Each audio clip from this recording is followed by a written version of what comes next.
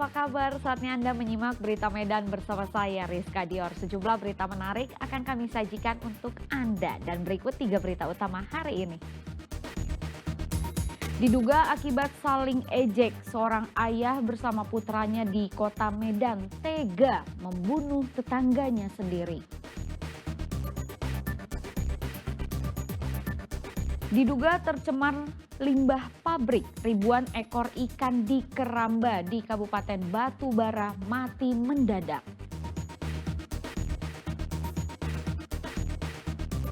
Musim durian di Sibolga telah tiba. Pedagang durian panen cuan hingga jutaan rupiah setiap hari.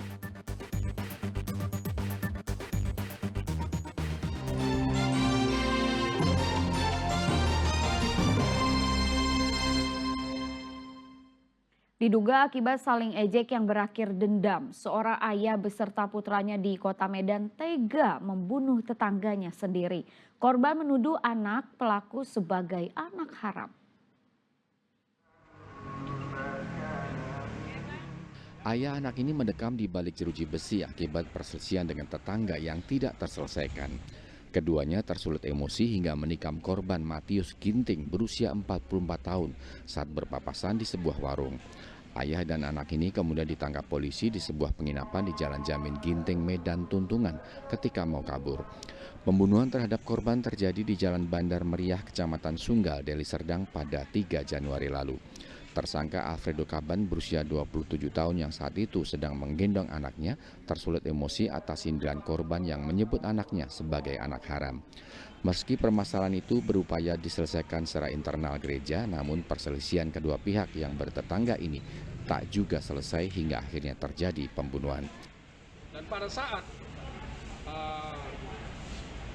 AK atau alias E ini pulang ke rumah diikuti oleh korban, ya, mengarah ke rumahnya. Dan sesampainya di rumah, ya, dengan emosi, ya, dengan emosi korban ini, pelaku ini AK, yang mengambil pisau, ya, kemudian bertemu kembali dengan korban. Polisi menyita sejumlah barang bukti berupa pisau yang digunakan untuk menikam serta pakaiannya dikenakan korban saat kejadian. Tuti Alawiah Lubis melaporkan dari Medan.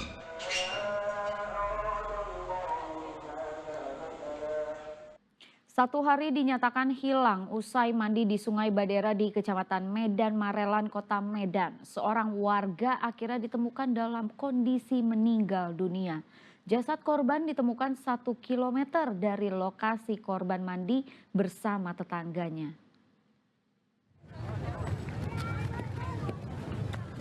Arif Pranata berusia 21 tahun Selasa 7 Januari akhirnya ditemukan tim SAR gabungan di aliran Sungai Badera 1 km dari lokasi korban mandi bersama tetangganya. Saat ditemukan jenazah korban tersangkut pada batang pohon bambu mengenakan celana pendek. Tim SAR gabungan mengevakuasi jenazah korban dan menyerahkannya kepada pihak keluarga untuk dimakamkan. Sebelumnya korban diketahui mandi bersama tetangganya di aliran Sungai Badera ketika debit air sungai meningkat karena banjir. Korban melompat terjun dari jembatan menuju sungai. Naas diduga mengalami kram kaki. Korban kemudian tenggelam dan terbawa arus sungai sejauh 1 km dari lokasi korban melompat. Kapolsek Labuan menyatakan tidak ditemukan adanya luka pada tubuh korban. Hasil dari pengecekan ke TKP dan sesuai dengan laporan dari Babin Kamtimas, bahwasanya korban hanyut atas nama Arif Pranata. Yang hanyut sesuai laporan awal itu di hari Senin sore dan ditemukan semalam hari Selasa tanggal 7 Januari sekira pukul 18.00 Setelah ditemukan langsung dibawa ke rumah orang tua korban. Warga diimbau tetap berhati-hati saat debit air sungai tinggi akibat banjir karena bisa membahayakan keselamatan. Muhammad Hamdani melaporkan dari Medan.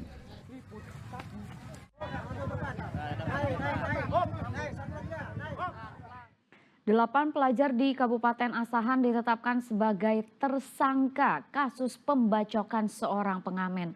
Para pelajar ini berkonvoi mengajak tawuran kelompok lainnya melalui media sosial. Rekaman video amatir memperlihatkan puluhan anggota geng motor sedang berkonvoi di Jalan Jati, Kabupaten Asahan beberapa waktu lalu. Dengan membawa senjata tajam, para remaja belia ini menantang kelompok remaja lainnya untuk tawuran. Mereka kemudian menyerang seorang pengamen yang tengah melintas. Para pelaku mengira gitar yang dibawa korban di punggungnya adalah senjata tajam.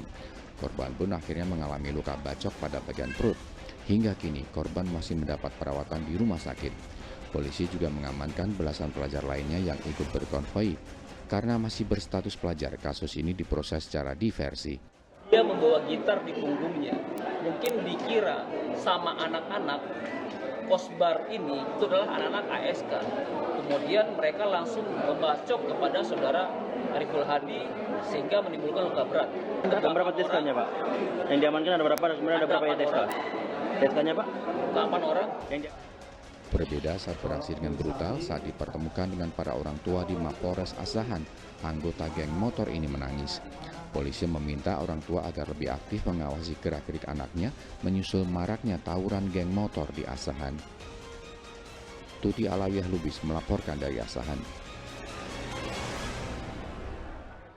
Seorang ibu mendatangi Polrestabes Medan dengan membawa kado berisi kue tar sebagai rasa kekecewaan atas lambatnya penanganan kasus yang melibatkan suaminya. Ia melaporkan sang suami karena kasus penelantaran anak pada September tahun 2024 lalu.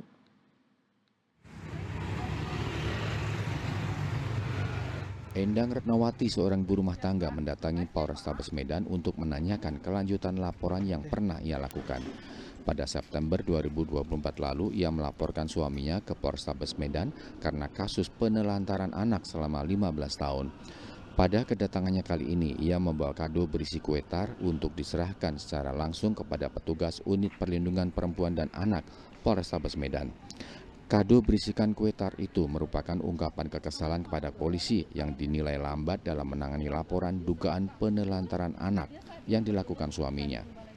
Untuk apresiasi Polrestabes lah supaya bisa penyegaran, percepatan untuk kasus saya ini, seperti itu. Diterima dengan baik tadi, Kak? Diterima dengan baik, saya dipertemukan dengan kanit dan panitnya. Mudah-mudahan setelah di meja kanit dan panitnya bisa tindak lanjut lebih cepat. Dari saya laporkan LP di September 2024 dan sempat ngambang sebulan setengah pengalihan Juper. Dan sampai itu saya nggak tahu lagi kelanjutannya mana. Terakhir saya WA sama Jupernya udah panggilan kedua tapi mangkir terlapor. Endang dan anaknya ditinggal suaminya begitu saja tanpa putusan cerai sejak 15 tahun lalu. Karena dianggap telah menelantarkan anak kandungnya sendiri, akhirnya Endang melaporkan suaminya ke polisi pada September 2024. Namun hingga kini laporan tersebut tidak ada perkembangan. Muhammad Hamdani melaporkan dari Medan.